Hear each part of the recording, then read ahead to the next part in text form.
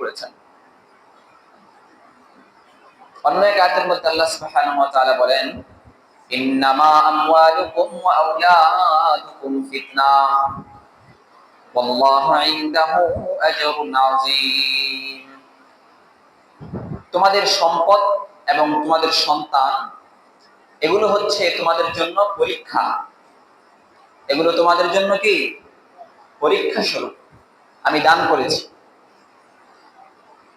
আমি তোমাদেরকে সন্তান দান করেছি এবং সম্পদ দান করেছি তোমাদেরকে এইটা পরীক্ষা করার জন্য, সন্তান পেয়ে তুমি আমাকে ভুলে যাও কিনা, সম্পদ পেয়ে তুমি আমাকে ভুলে যাও কিনা। সম্পদ অবশ্যই তুমি উপার্জন করবে। দুনিয়ার জীবনে চলতে হলে সম্পদের প্রয়োজন, কিন্তু সম্পদটা কিভাবে উপার্জন করবে আমি সেটা দেখব। তুমি কি সম্পদের ধোকায় পড়ে আমাকে ভুলে যাবে? সম্পদের ধোকায় পড়ে আমার নাফরমানি করবে নাকি আমার আনুগত্য করবে? এটা আমি পরীক্ষা করব। ঠিক তেমনই সন্তান আমি দান করেছি, তোমার আকর্ষণের জায়গা। সন্তানের জন্য তুমি হালাল পন্থায় দুনিয়ার মধ্যে যত চেষ্টা করবে সেটার জন্য সওয়াব পাবে, কিন্তু আমি এটা পরীক্ষা করব, এটা আমি দেখব যে তুমি সন্তানের মায়ায় পড়ে তুমি আমাকে ভুলে যাও নাকি সন্তানের মায়ায় পড়েও, সন্তানের মায়া থাকা সত্ত্বেও তুমি আমি আল্লাহর আনুগত্য করো।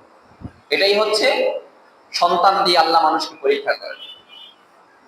ওয়াল্লাহু ইনদাহু আজরুন আযীম। আর আল্লাহ সুবহানাহু ওয়া তাআলার কাছে তোমাদের জন্য মহা প্রতিদান রয়েছে, অনেক বড় পুরস্কার রয়েছে। এই পুরস্কার তোমরা কখন পাবে?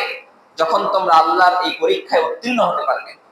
সন্তান এবং সম্পদের মায়া যখন তোমাকে আল্লাহ সুবহানাহু ওয়া তাআলার আনুগত্য থেকে বিমুখ না করবে, তখন আল্লাহ সুবহানাহু ওয়া তাআলার কাছে তোমার জন্য অনেক বড় কি আছে?